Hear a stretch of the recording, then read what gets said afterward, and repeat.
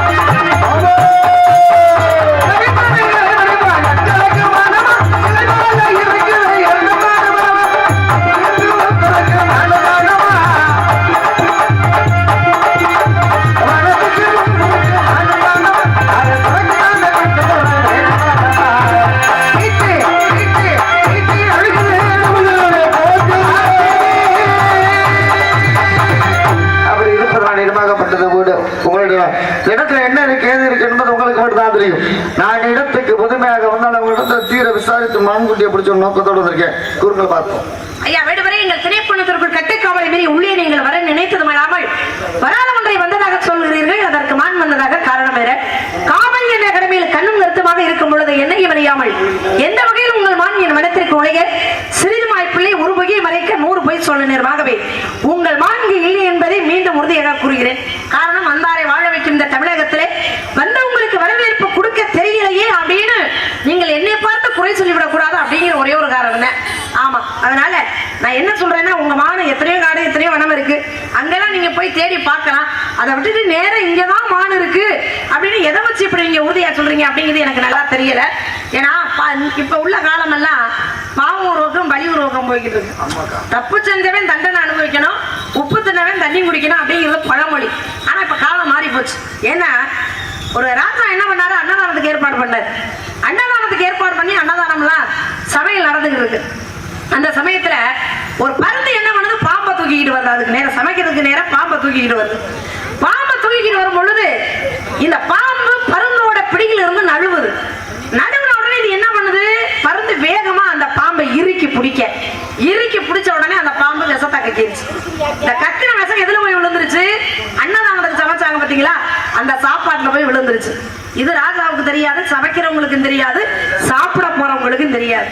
அப்ப முதல் பந்தி முடிந்தது, இரண்டாவது பந்தி ஆரம்பம். அப்ப இந்த முதல் பந்தியில சாப்பிட்டு போனவங்க எல்லாம் மயங்கி கீழே விழுந்தாங்க பாத்தீங்களா, அதோட எந்திரிக்கல, இறந்து போயிட்டாங்க.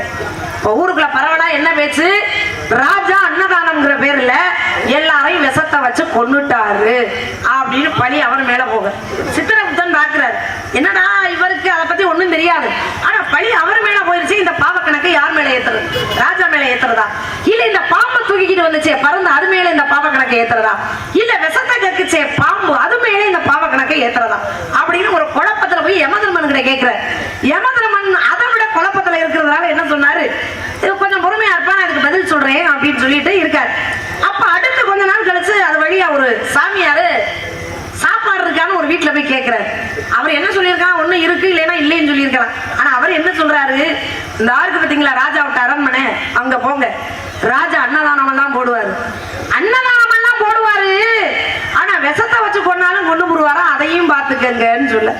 உடனே யமதர்ம சித்திரகுப்தனை கூப்பிட்டு இந்த பாவ கணக்கு இவன் மேல ஏத்திடுறான் அப்படின்ட்டு. ஏன் தெரியுமா, ராஜா அன்னதானம் போட்டது மட்டும்தான் அவருக்கு தெரியும். இந்த பருந்து வந்தது, பாம்பை தூக்குனது, விஷத்தை கக்குனது, இவ சாப்பிட்டது இந்த விஷம் தான் அப்படின்னு எதுவுமே தெரியாது. படியும் தெரியாம நுனியும் தெரியாம எதையுமே முழுசா ஒரு விஷயத்தை தெரிஞ்சுக்கிறாம இவன் தான் குற்றவாளி அப்படின்னு எவன் ஒருவன் காட்டி கொடுக்குறானோ அவன் தான் குற்றவாளி, ஏத்துறா கணக்கு போறான் அவன் மேல அப்படின்ட்டு. அப்ப நான் என்ன சொல்றேன் அப்படின்னா, நீங்க மான பார்த்தது உண்மை, விரட்டினது உண்மை, அது உங்களுக்கு சொந்தமானதும் உண்மை. ஆனா உள்ள இருக்குன்னு எப்படி இவ்வளவு இருக்கா இல்லையானது இன்னும் உள்ள போகவே இல்லை. ஆனா உள்ளதான் இருக்கு அப்படின்னு நீங்க எதை வச்சு சொல்றீங்க அப்படிங்கிறத எனக்கு ஒண்ணும் புரியல. அதனால நான் என்ன சொல்ல போறேன் அப்படின்னா,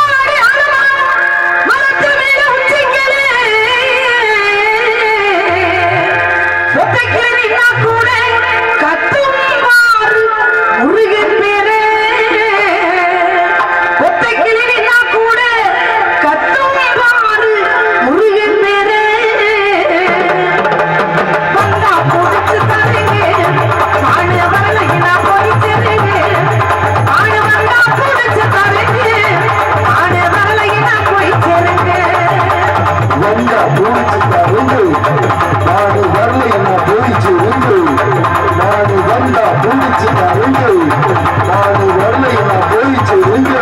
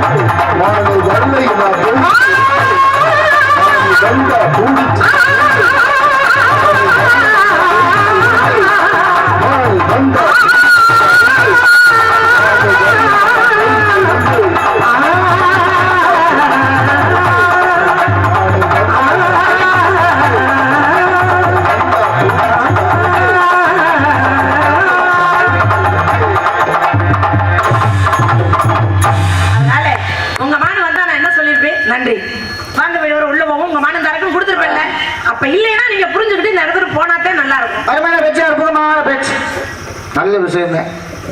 இன்னைக்கு வாழ்க்கையில குறை குரலாட்டி அடுத்தவன் தொழிலாட்டி தலை வெடிச்சு போகும் ஒரு பக்கம். அருமையான கதை. அவனுடைய அந்த வேலையை அவன் பார்த்துட்டோம்னா எந்த பிரச்சனையும் கிடையாது. அவனுடைய வேலையை பார்த்துட்டோம்னா பிரச்சனை கிடையாது. இப்ப மகாராஜா வந்து அன்னதானம் போட வேண்டியது அவருடைய கடமை. அவர் வேலையை அவர் சரியா செஞ்சார். அவர் வேலையை அவர் சரியா செஞ்சார். அந்த அன்னதானம் போட வேண்டியது அவருடைய கடமை. அந்த கடமையை அவர் செய்கிறார். பருந்து என்ன பண்ணுது? அதனுடைய பசியை தீர்த்துக்கிறது அதனுடைய வேலை. அதனுடைய வேலை. பாம்பு தூக்கிட்டு போகுது. பாம்பு வெளியில வந்ததுனால பருந்தாகப்பட்ட தூக்கிட்டு போகுது. அப்ப அந்த மரத்துக்கு மேலே உட்கார்ந்து இந்த பாம்பாகப்பட்டதை அழுத்துகின்ற பொழுது அது விஷத்தை கேட்குது. வழி தாங்க முடியாம வழி தாங்க முடியாம விஷத்தை கேட்குது. அதனுடைய வேலையை அதை செய்யுது. சாப்பிடுறது நம்மளுடைய கடமை. அன்னதானம் போடுறாங்கன்னா சாப்பிட வேண்டியது நம்மளுடைய கடமை. பசி ஏற்படுத்தினா போய் சாப்பிட வேண்டியது. ஆனா பாவம் ஒரு பக்கம் பழி ஒரு பக்கம் போகும் பத்தில. அது போல அந்த பாவம் யாரை செஞ்சுச்சு? எதையுமே தெரியாதவன் ஒரு விஷயத்தை சொல்கின்ற பொழுது நடந்தது என்னன்னு அவனுக்கு தெரியாது. விஷயத்தை சொல்கின்ற பொழுது அந்த பாவம் அவன் கணக்கு பக்கம் போகுது. அவன் கணக்கு பக்கம் போகுது. யாரு பக்கம் போனாலும் நம்ம கொண்டிருக்கக்கூடிய செயல்ல சரியா இருக்கணும். செயல்ல சரியா இருக்கணும். இப்படித்தான் இன்னொரு கதை. மயில் ஆடிக்கிட்டு இருக்கு. மயில் ஆடிக்கிட்டு இருக்கு. பார்வதி தேவியுடைய அந்த புறத்துல ஆடிக்கிட்டு இருக்கு. தோகை விரிச்சு ஆடிக்கிட்டு இருக்கு. அப்படி ஆடிக்கிட்டு இருக்கும் பொழுது நாரதர் அந்த வழியா போறாரு. நாரதர் அந்த வழியா போறாரு. மயிலை பார்த்து சொல்றாரு, ஆடு ஆடு, எவ்வளவு நேரத்துக்கு ஆட போற? இன்னும் கொஞ்ச நேரத்துல நீ சாக போறான்னு சொல்றாரு. கொஞ்ச நேரத்துல சாக போறான்னு சொல்றாரு. நல்லா தெரியுற மனுஷன் நான் கொஞ்ச நேரத்துல செத்து போகணும். அவனுக்கு எவ்வளவு பயம் இருக்கு. ஆத்தி நடமாடவே மாட்டாங்க. முடியாம கிடந்தாலும் செத்து போறணும் பயமா இருப்பான். நல்லா இருக்கிற மனுஷன் கொஞ்ச நேரத்துல சாக போறோம்னு அவனுக்கு எப்படி இருக்கும்? ஏன் சாக போறணும் அவனுக்கு ஒரு பயம் வந்துருச்சு. அப்ப என்ன பண்றேன், இந்த மயில் என்ன பண்ணுது? பார்வதி தேவிகிட்ட போது, அம்மா நாம ஆடிக்கிட்டு இருந்தேன், நாரதன் வெளியே வந்தாரு, இன்னும் கொஞ்ச நேரத்துல சாக போறான்னு சொல்றாரு, என்ன விஷயம்னு தெரியலன்னு போய் சொல்லுது. அப்பதான் பார்வதி தேவி கூப்பிட்டு நாரதரை கூப்பிட்டு என்ன விஷயம் கேட்கணும்? எனக்கு தெரியாது, மயில ஆடிக்கிட்டு இருக்கு, சாக போகுது அப்படின்னு. இந்த சாக இறப்பை தடுக்கணும். இறப்பை தடுக்கணும். என்ன பண்றது? பண்ணு தன்னுடைய கணவர் சிவபெருமானை நோக்கி போறார். சிவபெருமானை நோக்கி போறது யாரு? மயிலு, நாரதரு, பார்வதி 3 பேரும் போற பொழுது என்ன விஷயம்னு கேட்கிறாரு. என்ன விஷயம் இருக்கும் பொழுது நடந்த விஷயத்தை சொல்றது இந்த கணக்கில் நம்மளுக்கு தெரியாது. நம்மளுக்கு தெரியாது. காக்கும் கடவுளாகிய மகாவிஷ்ணுவுக்கு தான் தெரியும். காக்கிறதெல்லாம் அவர் கடமை தான். அவர் எப்ப உயிர் போகணும் அவருக்கு தான் தெரியும். வேணா அவர்கிட்ட போயிட்டு கேட்க முடியாது. மகாவிஷ்ணுவை பார்க்க போறாங்க. மகாவிஷ்ணுவை பார்க்க போற பொழுது மகாவிஷ்ணு சொல்றாரு, இந்த உலகத்துல பிறக்கப்பட்ட அனைத்து ஜீவராசிகளையும் பாதுகாக்கிறது என்னுடைய வேலைதான். எப்ப சாகும் எப்ப என்ன பண்ணுறது எனக்கு தெரியாது. உயிரோட இருந்தா பாதுகாக்க முடியாது, என்னுடைய வேலை.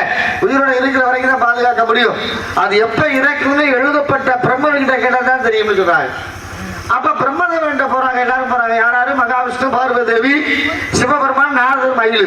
அப்படி ரொம்ப நேரம் கூட்டிட்டு போயிருக்கீங்க. பிரம்மதேவன் பாக்குறாங்க, என்னடா எல்லாரும் சேர்ந்து நம்மளுக்கு வந்துருக்காங்க, என்ன விஷயம் கேட்கிற பொழுது, ஐயா நடந்த விஷயத்தை சொல்றாங்க.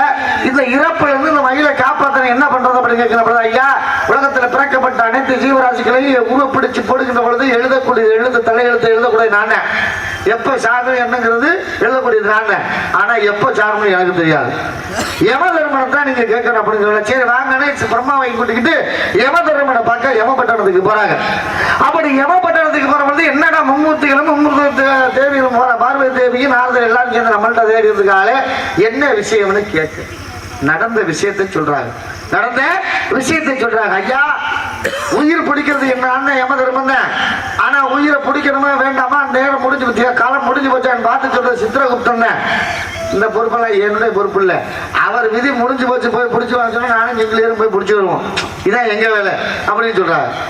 அப்ப யார் யார்கிட்ட கேட்கும் பொழுது சித்திரகுப்தன் தான் கேட்கணும்னு சொல்றாங்க. சித்திரகுப்தன் போய் கேட்கின்ற பொழுதுதான் ஏற்ற இடத்து பிரட்டுகின்ற பொழுது மும்மூர்த்திகளும் ஒரு இடத்துல சேர்ந்து நிற்கின்ற பொழுது மயில் சாகணும். அதை கேட்ட பொழுது சாகங்கிறது கணக்கு விதி. மும்மூர்த்திகளும் சேர்ந்து நின்னாங்க அந்த இடத்துல, மயில் செத்து போச்சு. ஏட்ட பேர்கிட்ட சொன்ன மும்மூர்த்திகளும் சேர்ந்து நிற்கின்ற பொழுது இறக்கணுங்கிறது விதி அப்படின்னு சொன்னா மயில் இறந்து போச்சு.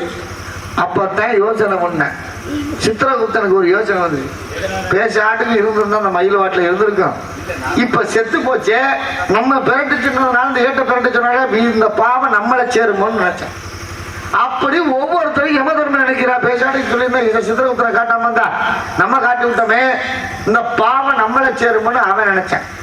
இப்ப மகாவிஷ்ணு, சிவபெருமான், பார்வதி தேவி எல்லாருமே நினைக்கிறாங்க பாவம் யாரை சேரும். இது ஒரு கணக்கு. பாவம் யாரை சேரும்? மயில் பாட்டில் ஆடிக்கிட்டு இருந்தா அது பாட்டில் ஆடிக்கிட்டு இருக்கும். நாரதர் சொன்னாரு அவர் மேல பாவமா, இல்ல கூட்டிக்கிட்டு போன பார்வதி தேவி கூட்டிக்கிட்டு போனதுனால பாவமா, இல்ல சிவபெருமான் அடுத்த ஆள்கிட்ட கூட்டிட்டு போனாரு அதனால பாவமா, யாரு மேல பாவம் சேரும்னு தெரியல. அவங்க வேலையை அவங்க பார்த்துட்டா பிரச்சனை கிடையாது, பிரச்சனை கிடையாது. மற்றவங்க பிரச்சனைகளையே போய் தலையை கொடுக்கறதுதான் பிரச்சனையே. மற்றவங்க விஷயத்துல பத்தி நம்ம தலையை கொடுக்கறதுதான் பிரச்சனையே. நம்ம வேலை வந்தோமா வேலையை பார்த்தோமா போனோமா போய்கிட்டே இருந்தா அந்த உலகத்துல எந்த பிரச்சனையும் கிடையாது. நம்ம வீட்டு பிரச்சனை 4 பேர் 4 வீட்டுல 4 தெருவுல 4 ஊர்ல பேசிக்கிட்டு இருப்பாங்க. ஆனா அடுத்த வீட்டுக்கு பஞ்சாயத்துக்கு போவேன். இது ஒரு ஒற்றை இருந்தாலும் முதல்ல நம்மளுடைய வாயை பத்திரமா வச்சுக்கணும். எந்த இடத்துலயும் பொழைக்கலாம்.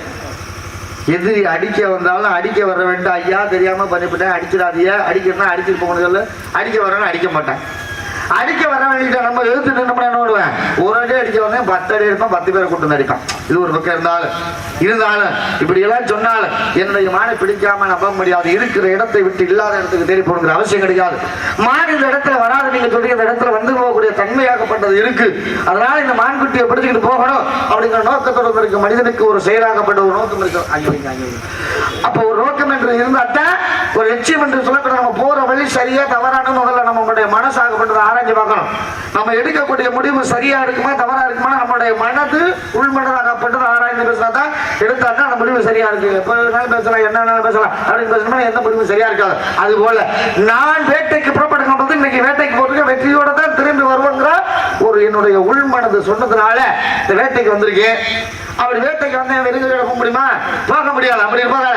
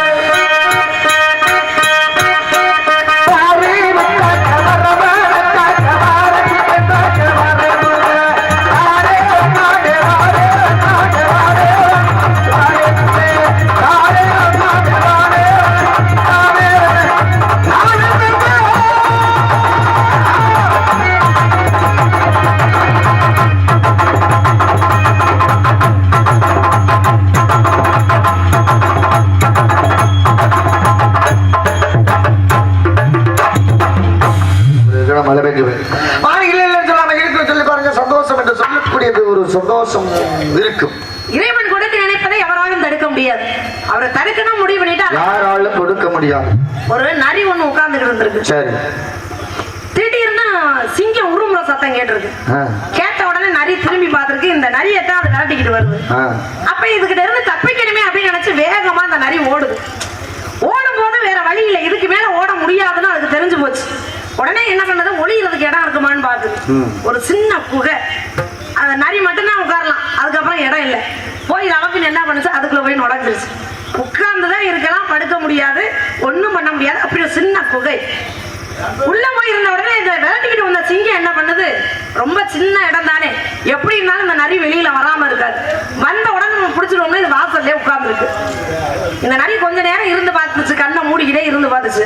ஏன்னா உலகத்திலேயே சும்மா இருக்கிறது பெரிய வேலை. அது ஒரு வேலையை பார்த்துட்டு கூட இருந்துடலாம், வேலையே இல்லாம செவனேன்னு ஒரு மனுஷனால இருக்க முடியுமான்னா இருக்க முடியாது.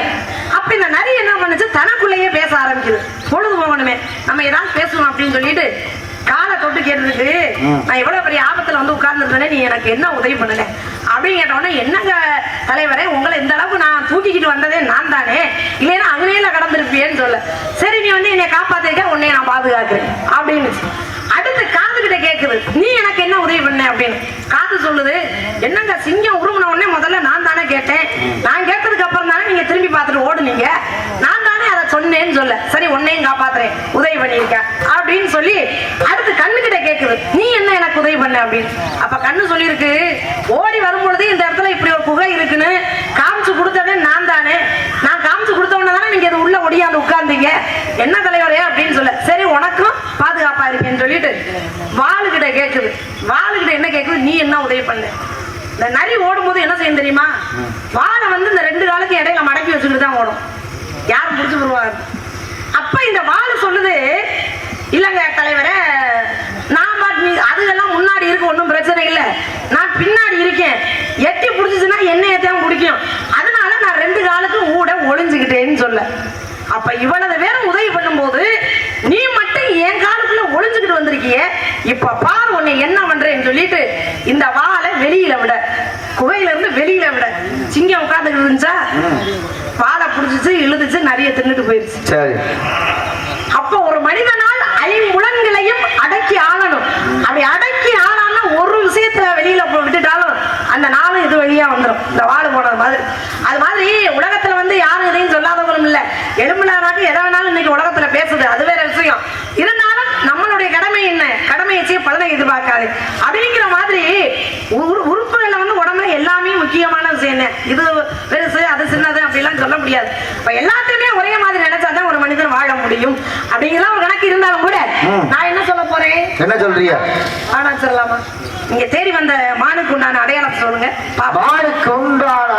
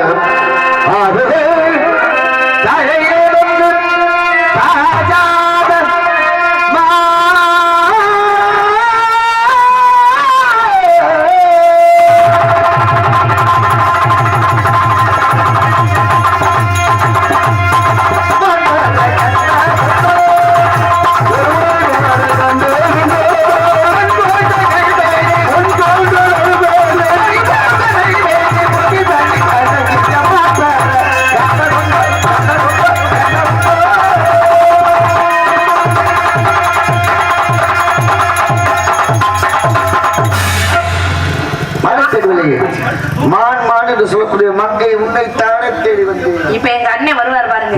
வெண்ணிலா வெண்ணிலா வெண்ணிலா